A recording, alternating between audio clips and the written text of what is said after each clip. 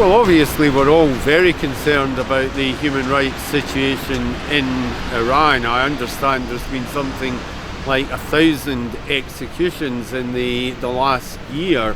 And of course, just the other day we heard about another 34 public executions. I believe there's been about 11 young people who've been executed. There are public hangings, there's medieval punishments like amputations and eye gouging.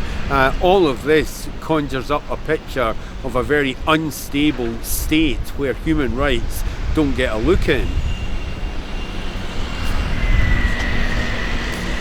And the crackdown, increasing execution, as you mentioned, and the persecution of families of activities and members of the opposition, the PMOI in Iran, all happen as many Iranian cities have seen large and repeated protests against the regime. Is there any relation between these, and why is the regime responding with repression? Well, I mean, I think this is a regime that's in difficulty. I think it's becoming more repressive because of the difficulties it faces. But I mean, we shouldn't be under any illusions about what's happening here. People are being picked up and accused falsely of political crimes. Political prisoners are being denied medical treatment.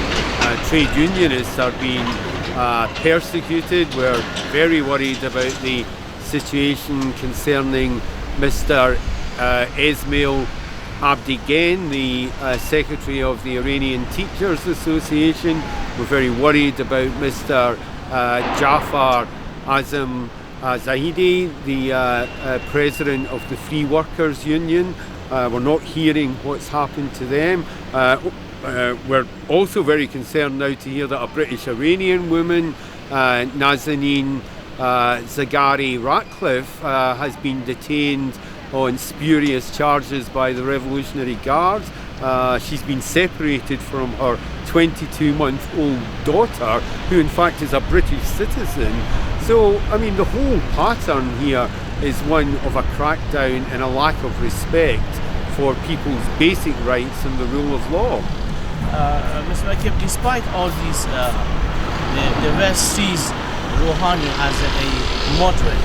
Why do you think that is?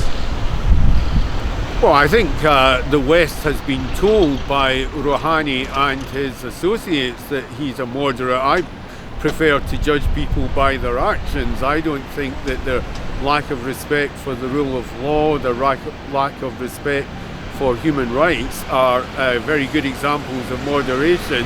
They're in breach of the UN resolutions regarding both medium-range and long-range missile development.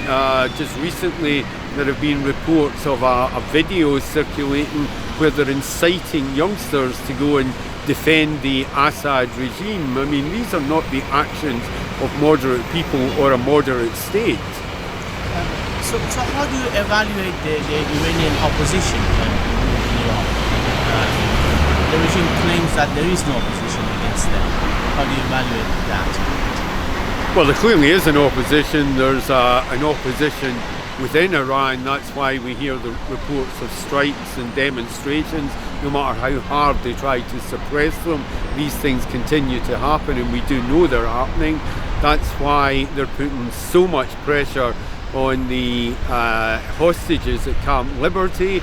That's because they're trying to crush the opposition there. The reason why they're constantly demanding that Western governments deny rights to Mrs. Rajavi is because they fear the principled opposition that she offers, and the future clearly will be moulded around her 10-point plan. The key elements are obvious. We need gender equality in Iran, we need free elections in Iran, we need an independent judiciary in Iran, and we need the abolition of the death penalty. These are the kind of measures that will allow Iran to take its proper place in the world. You mentioned Mrs. Rajavi. On the 9th of July this year, there's a massive gathering, the annual gathering of the Iranian resistance. Do you think what effect can it have on the international arena against exposing this regime and getting us closer to the downfall of this movement? Well, I was very privileged to attend that event in Paris last year, and I'm hoping I'll be able to do so again this year. I mean, it's an enormous event. It has to be seen to be believed, with political figures from all over the world, very senior American statesmen, very well established British political figures, other countries right across Europe, Canada, other parts of the world.